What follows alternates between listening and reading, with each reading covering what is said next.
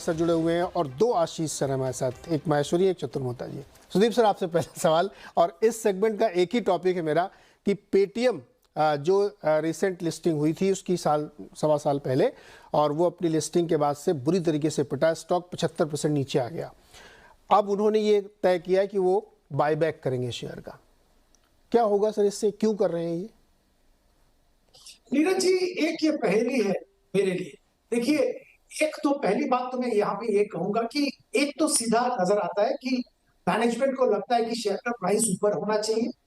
उनके पास cash available है balance sheet में, जो बाईबैक कर रहे हैं शेयर प्राइस ऊपर जाने के लिए। ये यहाँ तक तो ठीक है, पर एक हर चीज का एक मकसद होना चाहिए। आज कंपनी एक साल भी नहीं हुआ लिस्टिंग हुआ है, कंपनी का बिजनेस मॉडल अभी स्टेबिलिटी नहीं आया, कुछ नया बिजनेस की बात कर रहे हैं, हर हफ्ते सुनने को आता है नए नए बिजनेस के बारे में। कौन सा बिजनेस में कितना कैपिटल चाहिए होगा, अभी तक वो शायद स्पेसिफाइड नहीं है। इस माहौल में इन्वेस्टर को कैश रिटर्न करके थोड़ा बहुत शेयर प्राइस बढ़ा के लॉन्ग टर्म में क्या फायदा मिलेगा, ये तो मुझे समझ में नहीं आ रहा। सर आपको समझ में आया?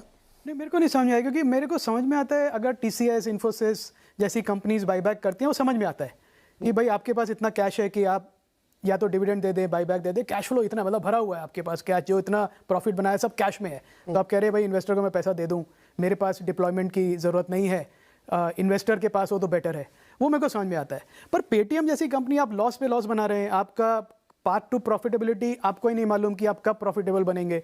जैसे सुदीप जी ने कहा और बिजनेस हैं जिसमें अभी और इन्वेस्टमेंट करना है, तो सिर्फ इस रीज़न से कि आपका स्टॉक प्राइस एक फ्लोर पाले आप बाईबैक करें, मतलब ये किस तरह की थिंकिंग है, ये तो समझना बहुत ही मुश्किल है।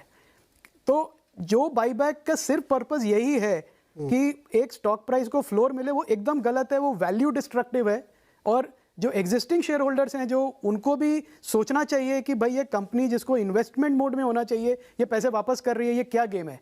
क्योंकि अगर आपके पैसे खत्म हो गए, लॉस, फिर आप आएंगे मार्केट में पैसा रेस करने के लिए डेस्परेशन में। तो ये बहुत एक डेंजरस प्ले है जिसका मुझे तो कोई सिर पैर समझ में नहीं आता। नीरज, आइडिया कहाँ से आया होगा? ये है बहुत आइडिया देने वाले। नहीं, एक कंपनी जो लॉस कर रही है वो अपने बिजनेस में पैसा लगाने की बजाय, उसको ठीक करने की बजाय स्टॉक मैनेज करना चाहते हैं जी। एक ही सोल उद्देश्य लग रहा है। और स्टॉक भी कितना मैनेज करेंगे? आप 2150 पे लाएंगे क्या? नहीं, 2150। तो फिर क्या मैनेज करेंगे? नहीं, और वो आ भी गया तो बड़ा शॉर्ट टर्म है। आप ठीक है, आप बाईबैक किया, आपने लोगों ने पैसा ले लिया, खुश हैं कि आपके कुछ निकल गए। हो सकता है प्रमोटर पार्टिसिपेट करे ना करे, वो उनके ऊपर है, पर वो बड़ा शॉर्ट टर्म है। बिकॉज उसके बाद बिजनेस फिर again will revert to its fundamentals. जो वैल्यूएशन है वापस तो अगर आपकी बिजनेस की परफॉर्मेंस वीक है, आपने एक बाईबैक भी कर लिया, फिर 6 महीने बाद आप फिर उसी और भी बुरे हालत में आ जाएंगे कि बिजनेस की आपकी वही हालत है और पैसे कम हो गए।